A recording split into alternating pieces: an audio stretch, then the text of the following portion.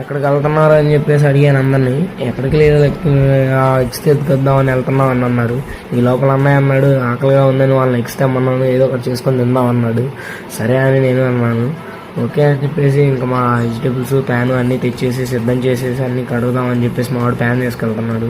ఈ లోపల మా అన్నయ్య వెజిటేబుల్స్ కటింగ్ చేస్తున్నాడు. చూడండి, స్పెట్స్ పెట్టాడు. ఉల్లిపాయ వస్తుంటే కళ్ళలో నీళ్ళు వస్తాయని చెప్పేసి మా వాడు ఇక బ్రెడ్ పీసెస్ తీసుకొని అన్నీ సెట్ చేస్తున్నాడు. బ్రెడ్ బాగా నీట్గా ఉందా లేదా, అందరికీ సరిపోతుందా లేదా అని.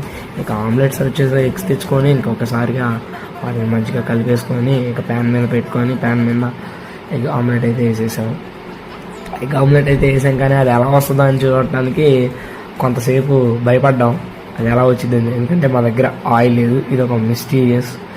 ఆయిల్ లేదని చెప్పేసి తర్వాత గుర్తొచ్చింది. ఇక దాని మీద బ్రెడ్ సైజెస్ పెట్టారు. చూడండి, మన వాళ్ళు అయితే ఒక్కొక్కళ్ళు ఒక్కొక్క థీమ్లో ఆలోచిస్తూ బ్రెడ్ సైజెస్ పెట్టారు.